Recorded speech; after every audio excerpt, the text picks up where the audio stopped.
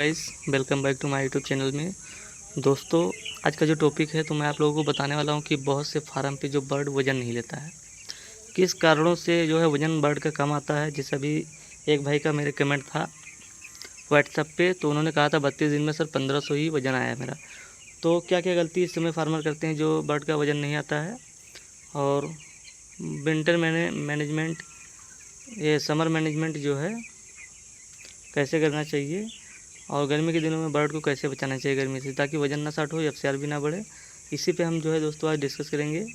और आप लोग कमेंट करके जो भी पूछना है आप लोग कमेंट कर दीजिए, आपको उत्तर जरूर मिलेगा इस वीडियो में। तो जैसा कि हम बताने वाले हैं कि गर्मी में बर्ड वज़न दाना खाता है लेकिन वज़न नहीं आता है, कौन कौन सी दवा भी चलाना है उसको भी ध्यान रखना है। जैसा कि आपके यहाँ चिक्स पड़ता है गर्मी में, तो बहुत से फार्मर पुरानी ही रीति रिवाज लेकर चलते हैं कि जब हम 7 दिन का हो जाएगा तब पर्दे को डाउन करेंगे अन्यथा नहीं करेंगे। तो ऐसा बिल्कुल नहीं करना है दोस्तों। जब भी आपको लगे कि बर्ड का जो है गर्मी लग रही है बर्ड को और मुंह खोल रहा है बर्ड अपना, तो आप लोग पर्दे को डाउन कर दीजिए, चाहे वो 2 दिन का हो या 1 दिन का। और साइड की जो पल्ली होती है ना, ये तो आप लोग इसको लगा के ड्रिप पाइप से जो है सेट कीजिए ताकि ये भीगती रहे। तो इसको भी आपको पहले ही हफ्ते से चलाना है, और स्प्रिंकलर्स भी चलाना है, फॉगर आपको नहीं चलाना है पहले हफ्ते से। ये सारी चीज़ें जो है आपको देख के चलना है, तभी आपका जो है बर्ड का टेम्परेचर मेंटेन होगा। और जितने भी लोग आईवी कंपनी से फार्मिंग कर रहे हैं उनको विशेष रूप से ध्यान देना, क्योंकि ये बर्ड जो अभी आईवी कंपनी का होता है ना, ये अमेरिकन ब्रीड है और ये रॉस ब्रीड होता है दोस्तों। तो इसमें जो है गर्मी सहने की क्षमता नहीं होती। अगर आपका बर्ड जो है गर्मी बर्ड को लगेगी तो उसमें जो है इकोली और सीआरडी जो है बहुत आएगी। जितना अधिक टेम्परेचर आप इसको ठंडा देंगे उतना ही अच्छा सर्वाइव करेगा। तो ये बातें दोस्तों आपको ध्यान में रख के चलना है। आपको ये नहीं देखना है कि दिन कितना हो रहा है, 2 दिन हुआ, 5 दिन हुआ। जब भी आपके बर्ड फार्म के अंदर आते हैं और मुंह खोल के जो है हंफते हैं, मतलब सांग लंबी लंबी लेते हैं मुंह खोल के, उनको अधिक गर्मी लगती है, तो आप पर्दे को डाउन कीजिए प्लस पंखा चलाइए। जैसा कि पंखा आप देख सकते हैं, ये एक वहाँ पे रखा हुआ है और मैं ये इधर 60 फीट से दूरी पे खड़ा हूँ। तो ये पंखा यहाँ तक कवर करता है। 36 इंची पंखा है ये। और दूसरा पंखा मैं आपको दिखा सकता हूँ, ये देखिए यहाँ पे लगा है। 70 फीट की दूरी पे मैंने रखा है इसको। उस पंखे से इस पंखे की दूरी 70 फीट है और बहुत ही अच्छी हवा आती है। तो इसको आपको ध्यान देखना है। और फिर तीसरी बात दोस्तों कि जब भी आपका बर्ड लूज मोशन करता है, यानी पतली बीट करता है, तो समझ लीजिए कि आपको उसके लिए मेडिसिन लगाना है। अगर आप आईवी कंपनी से हैं तो इसके लिए आपको इम्प्रोलियम कंपनी में मिलता है और उसके साथ में नियो प्लस, दोनों साथ में मिला के आपको चलाना है 3 दिन, तो ये दिक्कत ख़त्म हो जाएगी। और दोस्तों, जब भी आपका बर्ड आता है आपके फार्म में, तो पहले हफ्ते में जो मेडिसिन आप चलाते हैं ना, जैसे कि पहले दिन एंटीबायोटिक आप लगाते हैं उसको चलाइए। फिर दूसरे दिन दोस्तों ज़रूर आप किडनी फ्लेशर ज़रूर चला दें। उसके लिए आपको सबसे अच्छा मैं बताऊंगा कि नीरी सिरप आपको देना दूसरे दिन बर्ड को आपको नीरी सिरप देना है।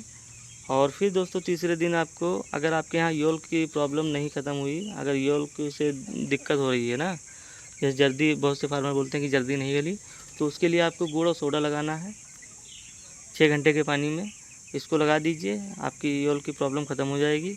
और नीरी सिरप आपको दूसरे दिन ज़रूर देना है, क्योंकि मोडल्टी अगर होती है तो आपको ये लगाना है। अगर ये आप लगा देंगे तो मोडल्टी रुक जाएगी।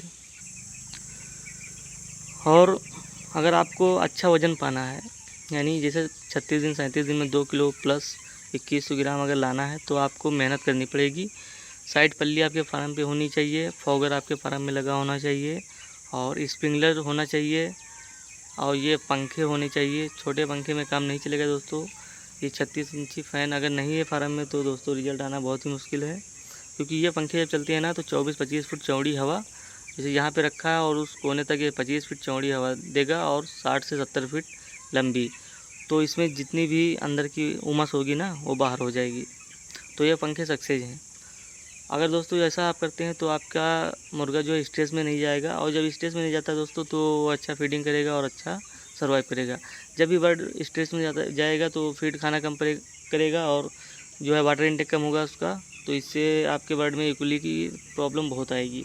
इस समय इकोली की प्रॉब्लम बहुत चल रही थी, अभी 10 से 15 दिन पहले CRD और इकोलाई बहुत ज़्यादा थी, हर फार्मों पे लगभग लगभग थी। मैंने 20 से 25 फार्म विजिट किया और देखा जहाँ पे सब कहीं यही दिक्कत, वो ख़त्म ही नहीं हो रही थी। दवा लगाने से भी और इंजेक्शन बहुत जगह लगा, टाइलोसिन CRD के लिए जो है लगा, और जंटा, अम्बिकासिन, ये सारी जो है एंटीबायोटिक अच्छी इंजेक्शन भी लग गया, 2-2 डोज, फिर भी नहीं सही हुई, क्योंकि मौसम बहुत ज़्यादा ख़राब था उस टाइम।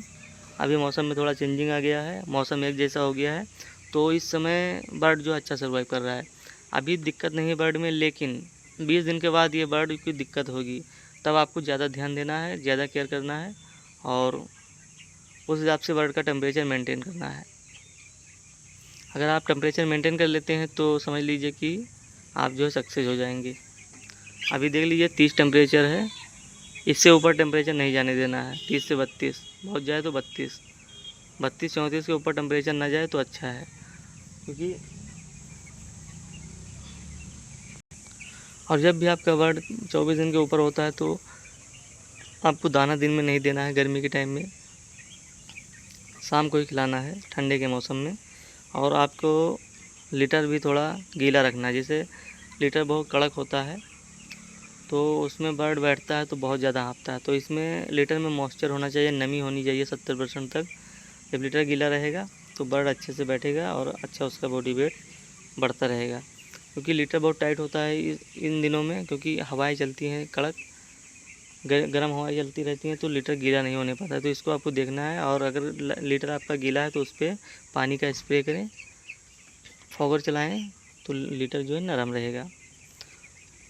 और दोस्तों, मैं आपको बताना चाहता हूँ कि जो वज़न की दवाएं होती है, कोई ज़्यादा ज़रूरी नहीं है वज़न की दवा चलाने से। अगर आप अच्छा मैनेजमेंट करते हैं और अच्छी देखभाल करते हैं बर्ड में, जैसे कि फार्म के अंदर आपका 3 से 4% बर्तन होना चाहिए, 3% से नीचे बिल्कुल नहीं होना चाहिए।